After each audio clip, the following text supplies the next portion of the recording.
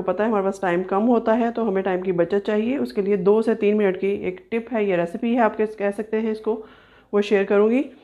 तो यहाँ मैं आपको लहसुन अदरक को सेव करने का प्रोसेस बताऊँगी कि हम फ्रीज़र में किस तरह फ्रीज़ कर सकते हैं। यहाँ मैंने आधा पाव लहसुन और अदरक दोनों को छील कर काट लिया है मोटा मोटा।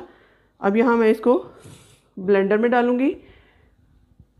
ये देखिए, बहुत ही सिंपल स्टेप है, इसके लिए आपको कुछ भी करने की ज़रूरत नहीं है, सिर्फ आपको इसके साथ ऑयल चाहिए।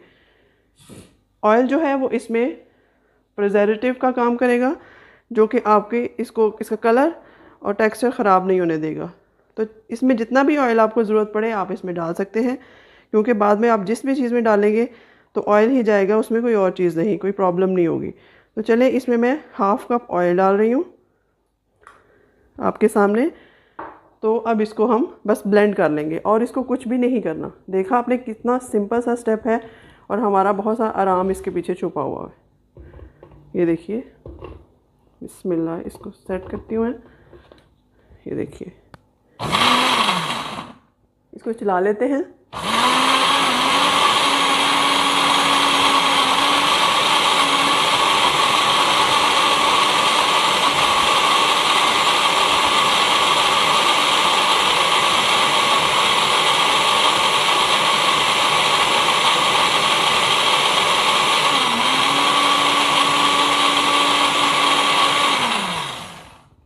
तो यहाँ देखिए जी, हमारी पेस्ट रेडी है। इसको आप 15 से 20 दिन 25 दिन भी रख सकते हैं, ये आपकी फ्रीज़र में ख़राब नहीं होगी। आप इसको किसी भी सीधी प्लेट में, डिश में डाल के रख लें। जब इसकी बर्फ़ बन जाए, ये जम जाए, तो आप इसके स्लाइसेस करके इसको सेव कर सकते हैं।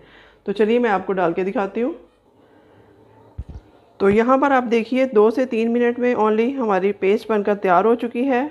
ये पेस्ट 10 से 15-20 दिन भी ख़राब नहीं होगी। आप इसको एयरटाइट जार में डाल के रखिएगा, या फिर अगर आप में फ्रीज़ करना है तो आप इसके क्यूब्स बना कर रख लीजिएगा। मैं आपको दिखा सकूं अगर, ये देखिए किस कदर खूबसूरत सा स्मूथ पेस्ट आया है, कोई भी इसमें चंक्स नज़र नहीं आ रहे आपको। तो आप ये ज़रूर फॉलो कीजिएगा, इसको बना के रखिएगा ताकि आपके टाइम की बचत हो सके। तो मिलते हैं नेक्स्ट रेसिपी के साथ, तब तक के लिए अल्लाह हाफिज़।